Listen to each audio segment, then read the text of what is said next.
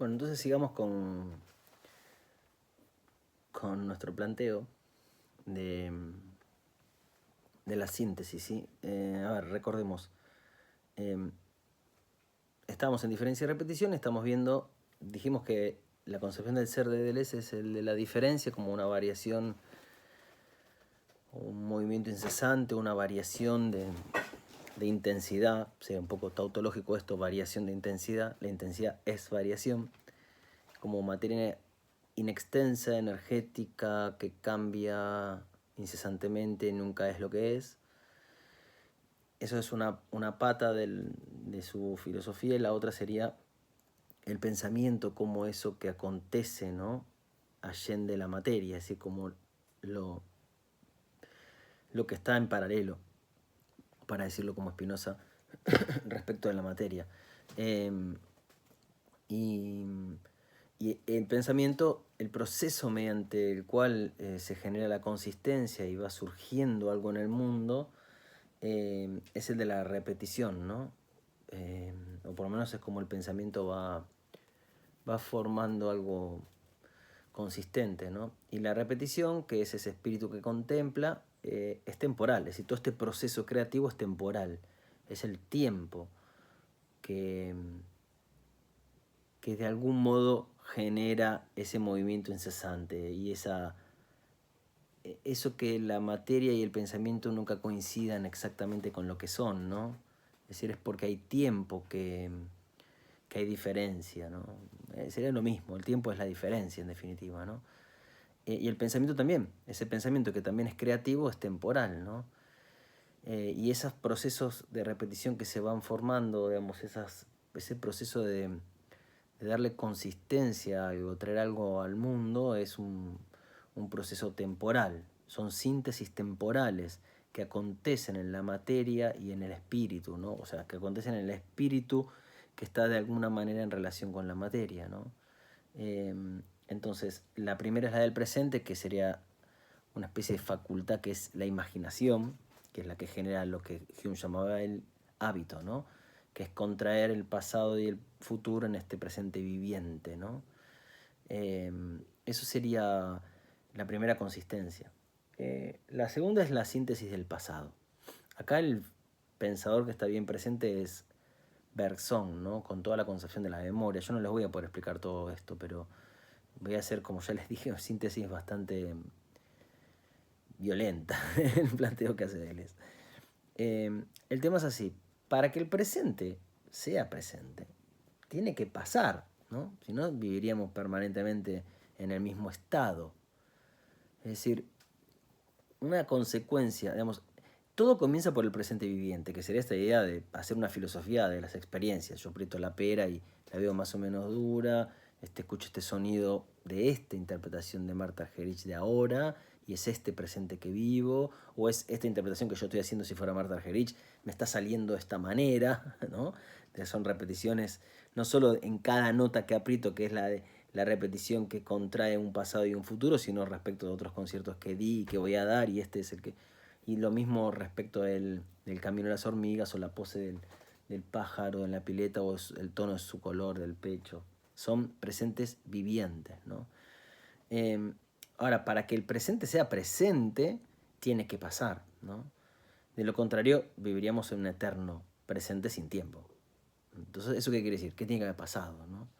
El presente viviente este, es el punto de partida que da una consistencia en la contracción de la imaginación.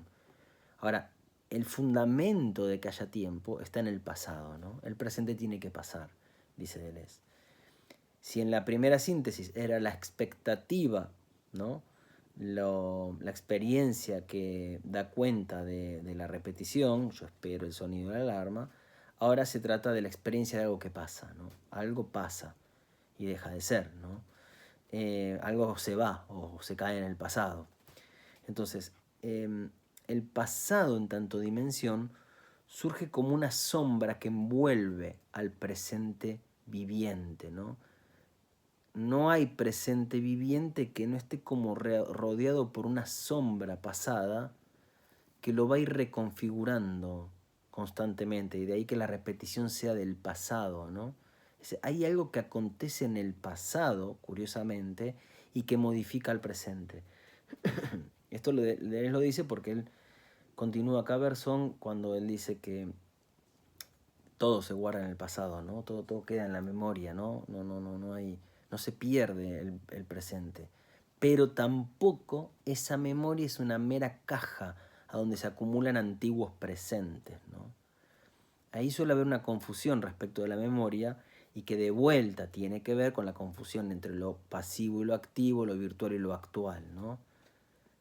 Por lo general nosotros ¿qué decimos? Yo recuerdo. Entonces, sí, yo recuerdo, esto es lo mismo que hice ayer, ahora se largó a llover. Sí, recuerdo, ayer también llovía, o es la misma lluvia. Es decir, esa concepción del recuerdo, que lo vamos a ver cuando vemos la teoría diferencial de las facultades, se las estoy prometiendo, pero lo vamos a ver la semana que viene. Ese recuerdo que hace un sujeto activo no da con el pasado propiamente.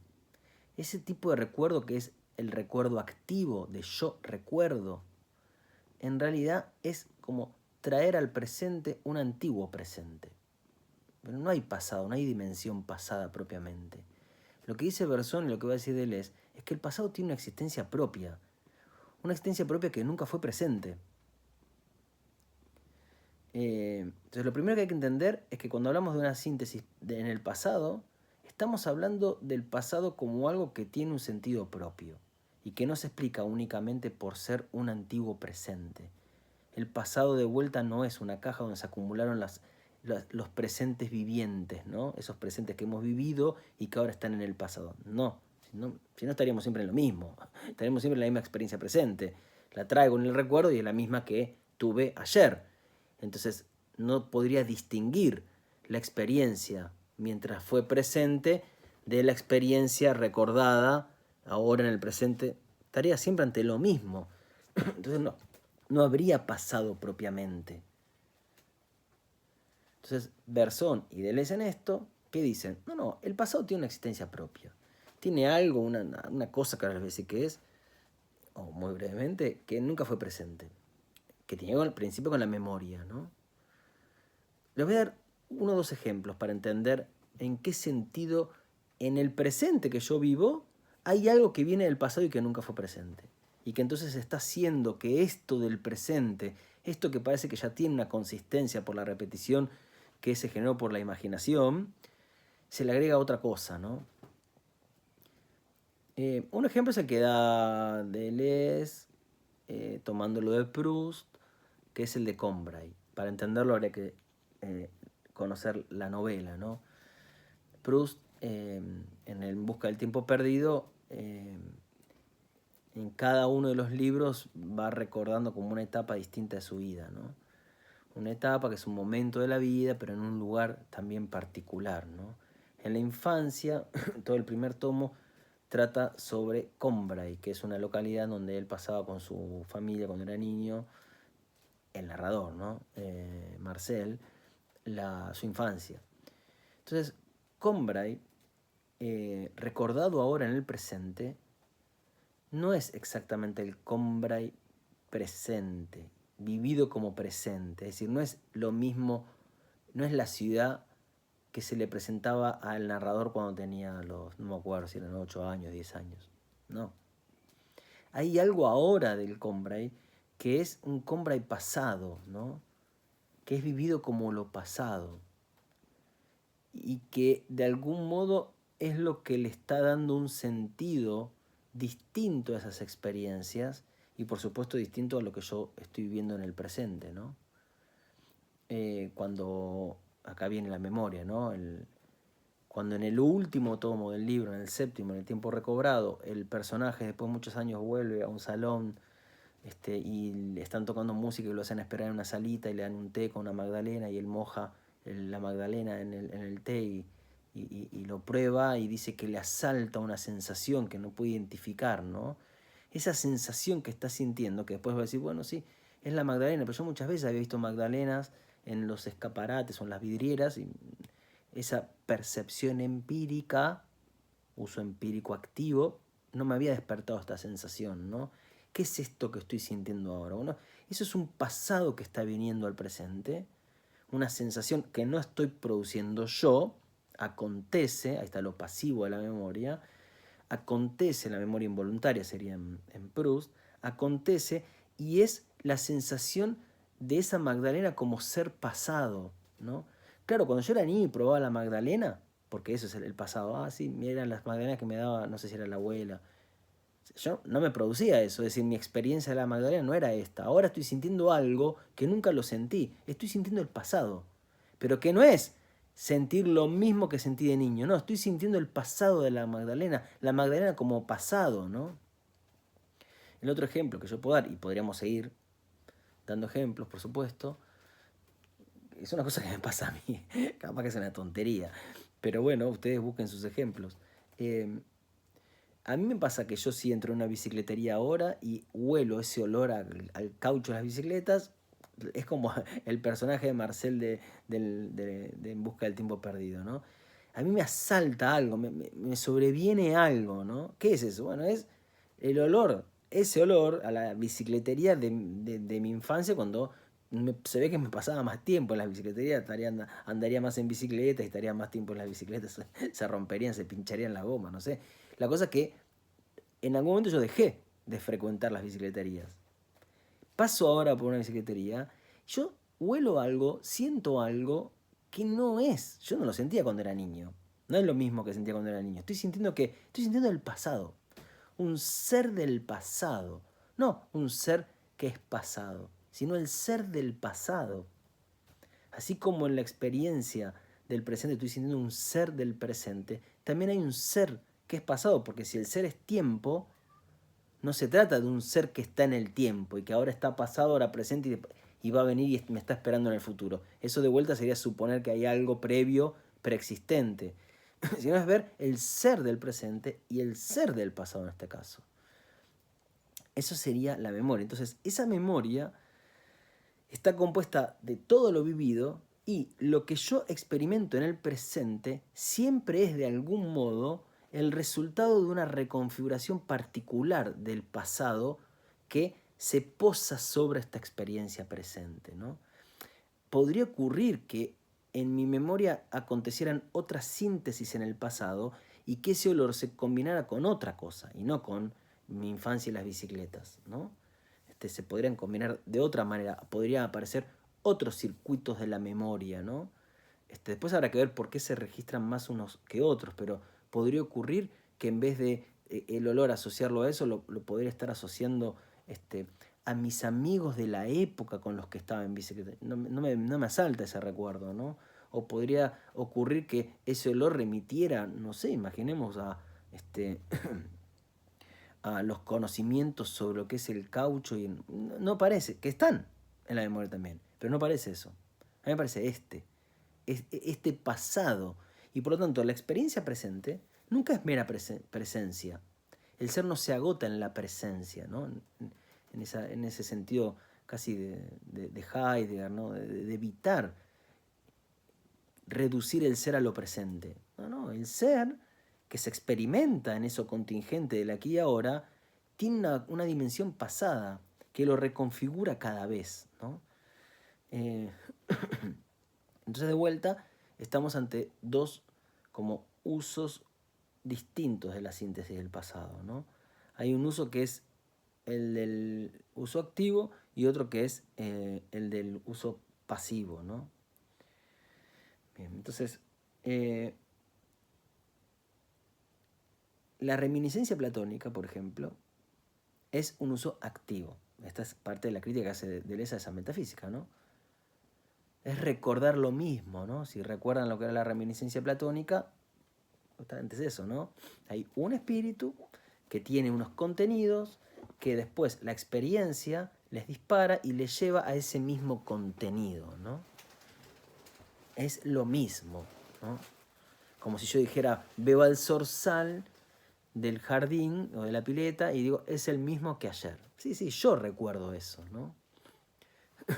El recuerdo que viene de esa síntesis activa no hace más que duplicar una percepción en dos tiempos distintos, pero es la misma percepción, como desdoblada. Y le digo, esto es pasado, esto es presente, pero es la misma experiencia. Es la misma percepción que un sujeto hace de un objeto. Todo eso es el plano activo, el plano actual, en donde hay objetos y hay sujetos, sí, efectivamente. Y el pensamiento es representación, es reconocimiento que puede representar lo que es un objeto. Y lo representa, lo identifica y lo recuerda como lo mismo. Esto lo vamos a ver con la teoría diferencial de las facultades. Entonces, el uso activo de la facultad presupone la identidad en el objeto y la identidad en el sujeto. Y una especie de coincidencia entre las dos identidades que sería la representación. Pero no explica cómo surgen esas identidades. Y mucho menos explica el ser del tiempo, ¿no? Hay tiempo ahí. Habría tiempo. En ese pasado recordado, de vuelta, es el mismo presente. No está el ser del pasado, es un ser que es pasado, ¿no? Que está en el pasado, que pasó. Pero no es el ser del pasado. No está dando cuenta de qué es la experiencia del tiempo pasado, ¿no? Lo mismo.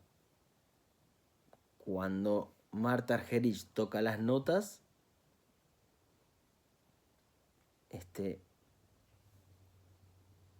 puede estar tocando las mismas notas que ha tocado miles de veces. Pero si son las mismas, los conciertos serían siempre los mismos, ¿no?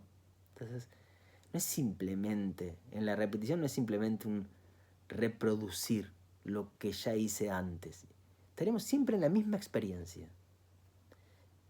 No es un antiguo presente lo que recuerdo, es otra cosa. Y porque es otra cosa, esto entonces del presente puede devenir de otro modo y puede ser diferente. Y ahí está la diferencia que le imprime Argerich en su música o la diferencia que encontramos en cada ser, en definitiva, ¿no?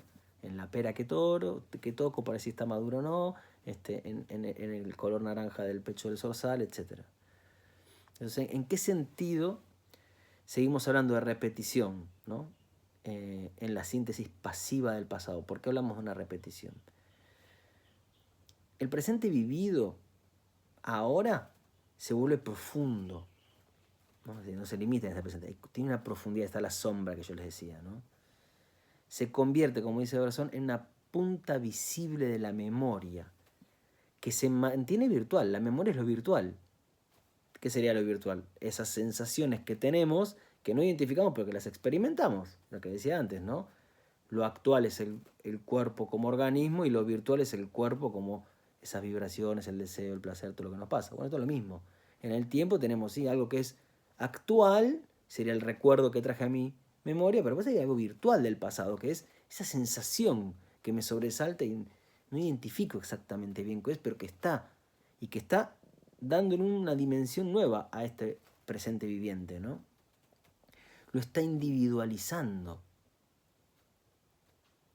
Esta experiencia es individual en el sentido de que, no de caso particular de lo general, individual en el sentido de que es esa experiencia contingente, que es el resultado ahora de algunas síntesis que están aconteciendo en el pasado, que podrían ser otras. El mismo pájaro será cada vez diferente, dependiendo de qué circuitos pasados arriben a él desde lo profundo de su memoria corporal. O, eso sería en el plano de la materia. En el plano del pensamiento, si me pongo a mí, ¿qué pájaro es este? Dependerá de cuáles son los recuerdos que la memoria, la síntesis del pasado, que se activan a partir de esta experiencia presente que yo tengo del pájaro que vengo a la pileta. Y yo podría estar recordando el naranja, ese, no solo decir es el mismo, ¿no? Sino que en mi pasado, esas conexiones me pueden llevar a mí a recordar, y eso es lo que pasa, ¿no? Es el naranja del liquidámbar que tengo en la puerta. Y ahí el pájaro se convierte en otra cosa distinta. Y mi memoria podría estar conectando y llevándome a otras experiencias que tienen que ver con el naranja o con pájaros o con lo que fuera, o con los sonidos. Es el pájaro que me despierta a la madrugada. Y de vuelta, no solo es una cuestión de cómo se me presenta a mí que lo estoy recordando al pájaro, Es en el pájaro mismo que acontecen también esas síntesis pasadas que lo hacen estar de una manera o de otra, posando, escapando de la gata o lo que fuera, ¿no? Entonces esto quiere decir que lo que sea el presente, depende de síntesis que están ocurriendo en el pasado. El pájaro tiene un ser en pasado que nunca fue presente, como nosotros, ¿no? Tenemos un ser un ser pasado que nunca fue presente, porque la experiencia del olor a caucho de las bicicletas, eso nunca fue presente, nunca fue pasado, ¿no? Es decir, cuando yo lo vivía no era pasado, era otra cosa. Ahora es pasado ese olor. Entonces cada presente está como enriquecido por este pasado. Bien.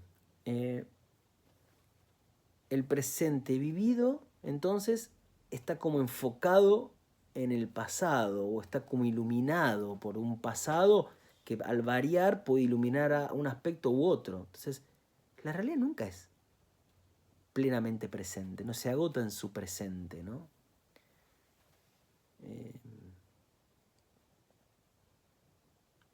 Y esto es otra crítica como esa metafísica casi del objeto, ¿no? Pensando que el objeto es algo que es y siempre es lo que es y se define siempre del mismo modo, ¿no?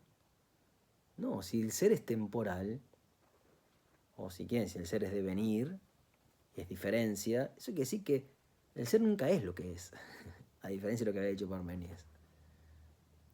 Y que los objetos, las sustancias, etcétera, las especies, vamos, de Platón, Aristóteles o a Linneo, no importa, nunca son lo que son. La piedra nunca es una piedra. También la piedra tiene sus relaciones con el tiempo, como el zorzal o la goma de la bicicleta, ¿no? Y como el tiempo, esa memoria virtual, es algo dinámico que conecta cosas del pasado de una manera, entonces dependiendo de qué conecta, el presente se ilumina de una manera, conecta otra cosa, el presente se ilumina de otra cosa. El naranja que yo le veo al zorzal lo puedo ver como en relación con el atardecer, el liquidámbar, o sea, el humus que comí cuando estuve en Marruecos, no sé. Aparecen otras cosas, ¿no? Que aparecen en el plano de cómo experimenta uno la realidad, o aparecen en cómo la propia realidad se va creando. La realidad se va creando también en relación con ese pasado, ¿no? No sé, por ejemplo, sigo con mis ejemplos de mi jardín. Esto será porque cuando me pongo a escribir estas cosas, esto y allá afuera, entonces empiezo a pensar ejemplos y a dar los ejemplos que me rodean. Imaginemos que yo puedo ver un algarrobo rojo que había plantado hace un tiempo, ¿no? Que ahora se secó, lamentablemente, se secó. Si mi percepción se limitara a su uso empírico, diría, el algarrobo es una especie de árbol que tiene tales cualidades. Y están las cualidades que definen el género y la especie. Agarren Linneo y ahí les va a dar, es como si el Homo sapiens es el Homo que tiene huesos craneales delgados. Mi uso empírico me devolvería cualidades del objeto extenso que es siempre el mismo. Pero la experiencia real de ver al algarrobo no es esa. Esa es la abstracción de la ciencia. La experiencia vital no es esa. El algarrobo se nos presenta siempre de otra manera. Por ejemplo, en primer lugar, a mí se me presenta como ese algo que yo creí que lo planté creyendo que era cacao de la India. A mí me regalaron esas semillas, me dijeron, mira, esto es cacao de la India. Y yo, oh, buenísimo, voy a plantar cacao de la India. Y después no era cacao. El árbol empezó a crecer y era otra cosa, ¿no? Ahora, cuando yo veo al algarrobo, el algarrobo que experimento, y esto es tan real como otra cosa, ¿eh? No es que esto es menos real. De vuelta, no es que el ser del algarrobo serían las cualidades del género y la especie. No, eso es una abstracción que acontece en el plano de la representación, que un sujeto extrae de las cosas la abstracción de cualidades universales y después cualidades particulares. Es un proceso que acontece en el plano actual. Pero en el plano vital de la experiencia, de cómo se experimenta el árbol entran otras cosas que no tienen que ver con lo empírico En el uso no empírico, sino trascendente de mis facultades, yo experimento el algarrobo como algo que tiene un ser pasado, en mi experiencia particularmente, ¿no? Y que, no sé, es el árbol que yo entraba y sacaba de la casa cuando lo plantaba para que no, el frío no la matara. Entonces entraba, había un montón de... O puedo, mi memoria puede entrar en juego con otros circuitos y experimentar otra cosa, y entonces ver el rojo de las hojas y no dejar de ver en ese rojo el color rojo del algarrobo y los muebles de mi abuela. Y la experiencia siempre es otra. Y por supuesto, también es la experiencia vivida, insisto. Yo estoy dando esta clase ahora, yo estoy viviendo esto, y en esto que estoy viviendo está, mi memoria está trayendo aspectos, capas, circuitos distintos del pasado que hacen que esto siga, que esto sea siempre algo diferente. Y no una clase que es la misma. Bien, entonces, la variación intencional de la materia también alcanza una consistencia por las síntesis pasadas, ¿no? Esto es este algarrobo, es este zorzal, es esta clase, adquiere consistencia por una síntesis que está ocurriendo en el pasado. Bien, leo. Mire.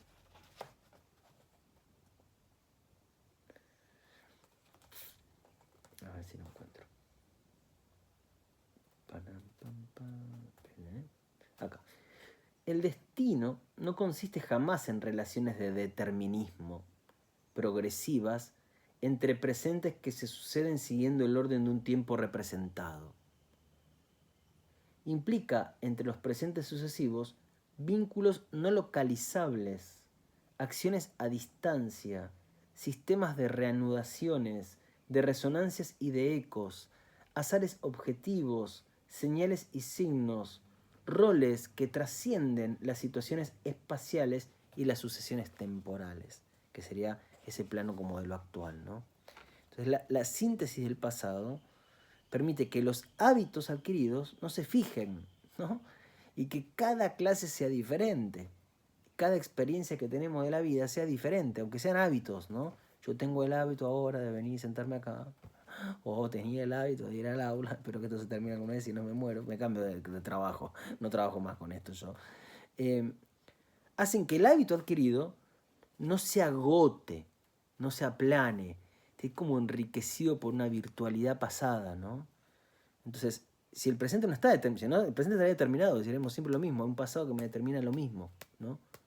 No, en esta experiencia, en este presente viviente, están aconteciendo cosas, como dijo acá, reanudaciones, acciones a distancia, ¿no? Azares objetivos, ¿no? Cosas que ocurren, que son de la realidad, no es algo subjetivo, es algo real, porque es algo real lo que trae el pasado al presente, ¿no? Entonces, esta potencia novedosa que tiene el pasado, de traer al presente cosas, experiencias nuevas, novedosas, ocurre en todos los momentos, ¿no? Si yo voy a cenar a lo de un amigo o lo de una amiga siempre, tengo el hábito de hacer eso, en algún momento el pasado puede traer más cosas. Y el hábito no es simplemente repetir lo mismo, ¿no? Entonces, las conexiones que hay entre seres distintos no se limitan a las conexiones actuales. Sí, yo estoy en la casa de mi amiga comiendo como hago siempre. Y sin embargo, lo estoy viviendo de otra manera. Algo nuevo pasó, no me lo esperaba.